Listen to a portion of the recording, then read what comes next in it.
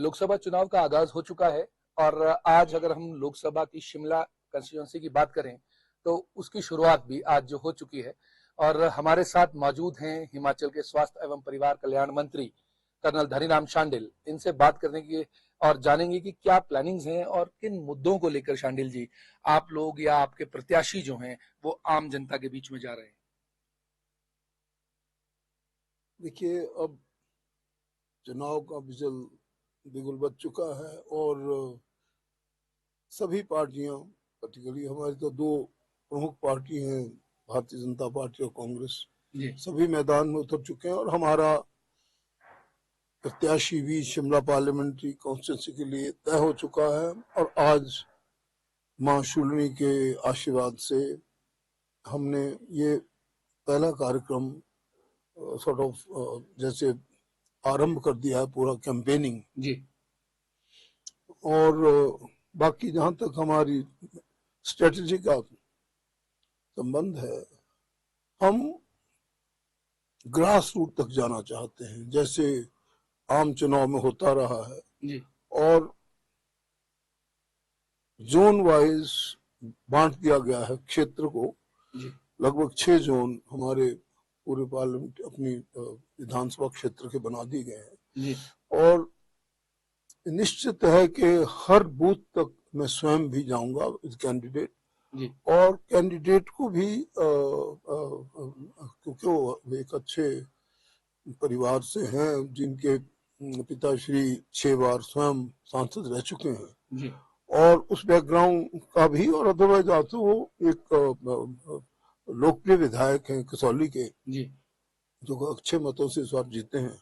तो हमारे पास जो सबसे बड़ा एक पास स्ट्रेटजी का हिस्सा वो यही है कि हम बूथ लेवल तक जाएंगे और बूथ लेवल की कमेटियों का गठन हमारे हो चुका है जी। हम उसी रोड मैप को ध्यान में रखते हुए लोगों के साथ संपर्क साधेंगे और अपनी उपलब्धियां जो हमारी 15 महीने के कार्यकाल में माननीय सुखू जी जो हमारे माननीय मुख्यमंत्री हैं उन्होंने की है, इसमें कोई दो राय नहीं कि हमने काफी अच्छे काम किए इन दिनों में। अच्छा शांडिल जी, आप तो खुद स्वयं सांसद रहे हैं, आपने पूरी जितनी भी लोकसभा की पूरी सीट की जो हलके हैं सभी को अपने पांव से खुद नापा है।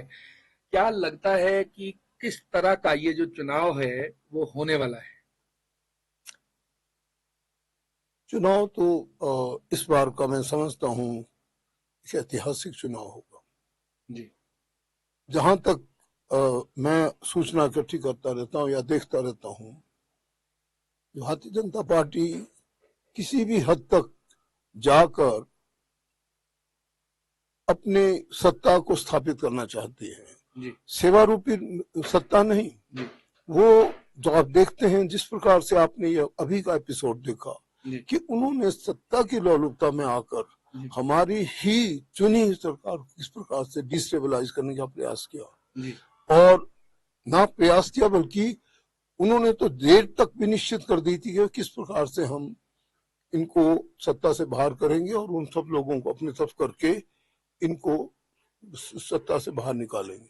और मैं तो जानता हूँ, मणिपुर ले लो, चाहे गोवा ले लो, चाहे मध्य भारत ले लो, चाहे राजस्थान ले लो, चाहे छत्तीसगढ़ लो, किसी भी जगह जहां भी, महाराष्ट्र इंक्लूडेड, कहीं पे भी आप देखेंगे जब जब भी ये ऐसे एपिसोड हुए, इन्होंने ये काम किया है जो मैं समझता हूँ एक राजनीति का जो एम है उससे हटकर है, अनैतिकता की तरफ का एक काम है।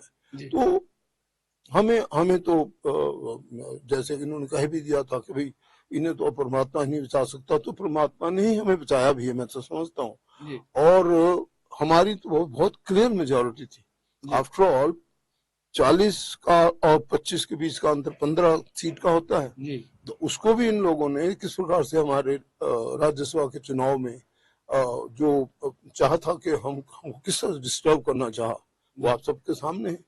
तो हमारा तो सिंपल ये है कि हम अपने जो हमने काम किए हैं उनको लेकर लोगों में जाएंगे और लोगों का आक्रोश भी है इनके अगेंस्ट, इसलिए भी है कि इन्होंने काम ही ऐसा किया है जो चुने प्रतिनिधियों को हमारे अगेंस्ट खड़े कर दिया गया है। और मेरा अपना मानना है कि ये सारे के सारे अपनी सीट ही गंवा देंगे, ऐसा मेरा मानना है। अच्छा शांडिल जी, अगर आप देखें कि हिमाचल की जो सिर्फ यही वाली, अगर हम शिमला कंस्टिट्यूंसी की बात करें, शिमला लोकसभा सीट में बहुत सा पहाड़ी इलाका आता है और बागवान भी सबसे ज्यादा यहाँ पर है, रोड की स्थितियां भी सबसे ज्यादा यहाँ खराब हैं।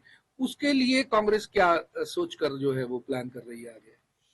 देखिए, मैंने 1999 में पहली बार जब मैं सांसद चुना गया, जी मैंने सबसे पहले जो आपने बात की, मैंने देखा प्राथमिकता के आधार पर मैं पेरिफेरी में जाता था। जी मान लो अगर आप शिलाई में जा रहे तो बहुत दूर का इलाका देखूंगा, जी अगर आप उपले क्षेत्र में जाओगे तो चौपाल से भी अगला क्षेत्र देखूंगा, जी और सोलन में जाओगे तो इनका पहाड़ी क्षेत्र तो दूर का, जो दूरस्थ स्थान है, जो दुर्गम क्षेत्र हैं, जी वहीं पे सड़कों का जाल बिछाना, ये मेरे मन में तब से था। और मेरा अपना मानना है कि अब वैसे तो हमारे नेताओं ने बहुत अच्छे काम किए हैं, कांग्रेस के नेताओं, चाहे डॉक्टर वाई एस परमार, वो तो कहा करते थे सड़कें ही हमारी भाग्य रेखा है, चाहे ठाकुर रामलाल जी थे, चाहे राजा वीरभद्र जो 6 बार हमारे मुख्यमंत्री, सब लोगों ने सड़कों की तरफ ध्यान दिया।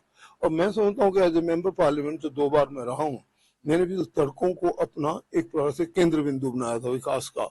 और अब सड़कों का जाल, मैं जानता हूँ कि त्रासदी के बाद बहुत बिगड़ी हालत, उसको थोड़ा सा सुधारने की जरूरत है, परंतु हमारे गांव तो लगभग सभी जुड़ चुके हैं इस क्षेत्र में। अच्छा शांडिल जी, अगर आपने देखा होगा कि बीजेपी ने चारों सीटों पर अपने प्रत्याशी उतार दिए हैं, कांग्रेस 2 दे चुकी है और 2 सीट अभी भी आनी बाकी हैं। कहीं ऐसा तो नहीं है कि कहीं उम्मीदवारों की चुनाव में उपस्थिति नहीं हो पा रही है? क्या कारण है कि जो अभी अगर हम ओवरऑल बात करें, क्यों ऐसा है कि वो 2 सीटों का अभी तक डिले चल रहा है, जबकि बीजेपी के जितने भी सांसद के उम्मीदवार हैं वो अपना एक एक राउंड पूरा कर चुके हैं? क्या लगता है कि उससे कोई फर्क पड़ेगा, या आपके उम्मीदवार या सुखविंदर सुक्खू का जो प्रेजेंस है, या आप लोगों की जो प्रेजेंस है, 15 महीने का जो कार्यकाल है, उसका फर्क जो है वो आम जनता को पड़ेगा?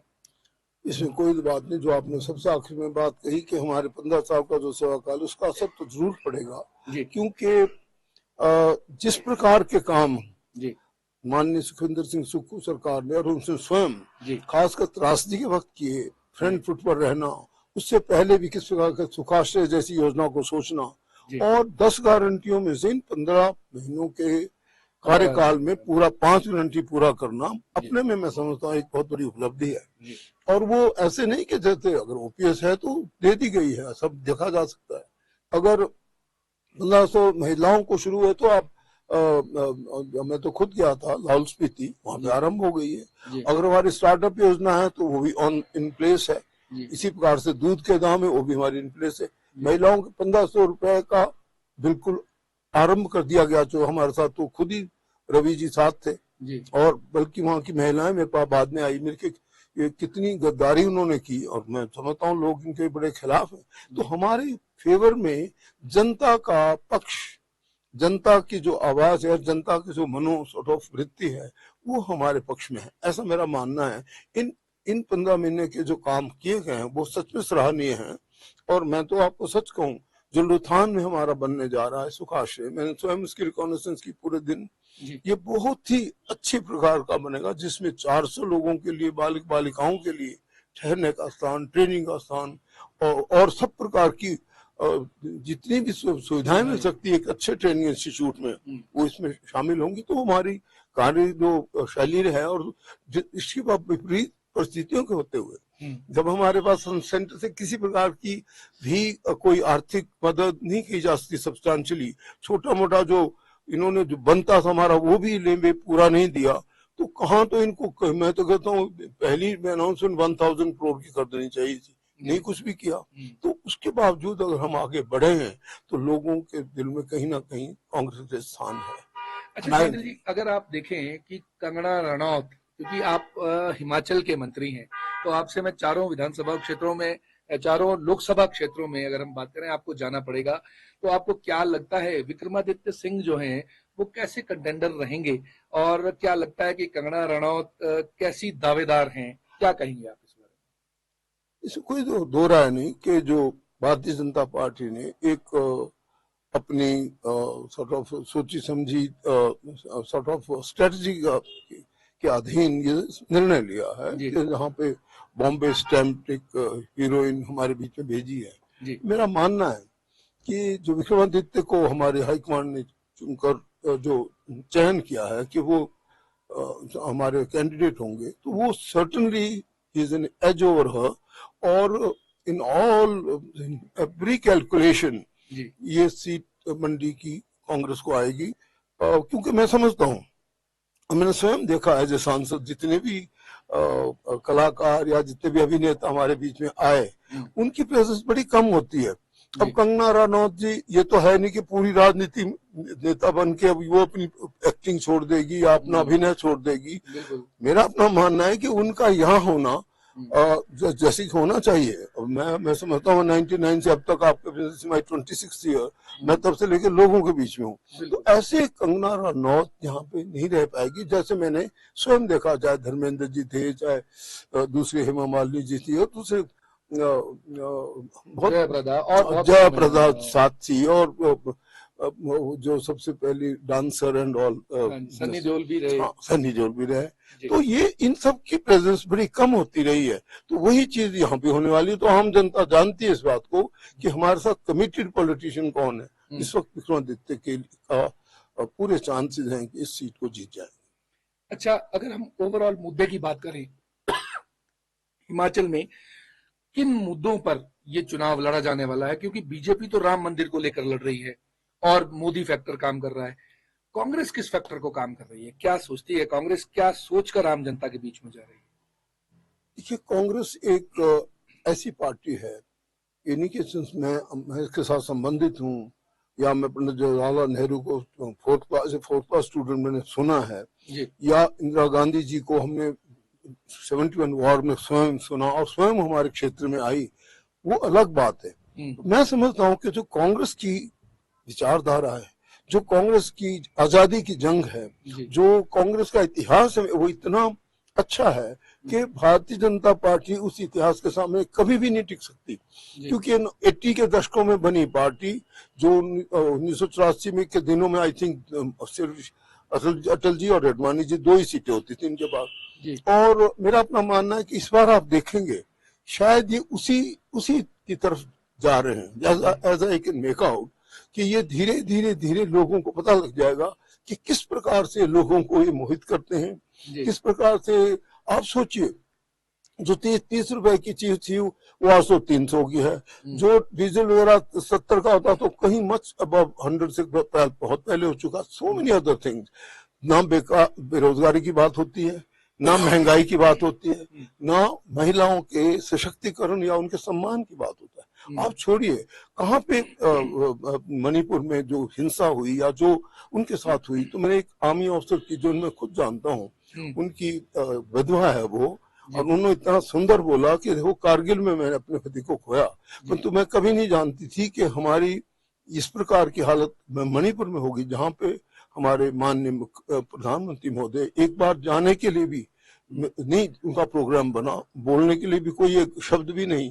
तो मैं समझता हूँ कि पार्टी का जो सच में चाल चित्र चेहरा है वो सामने आया है, और इनकी जो भी स्ट्रेटजी है, विकास की भी जो बातें हैं, वो सब फीकी पड़ जाएंगी जहां इनकी आइडियोलॉजी है। कांग्रेस की आइडियोलॉजी एक बिल्कुल भारत देश के लिए और भारत जैसे मैं समझता हूँ वेलफेयर स्टेट के लिए एकदम उपयुक्त है, और ये रियल टाइम है।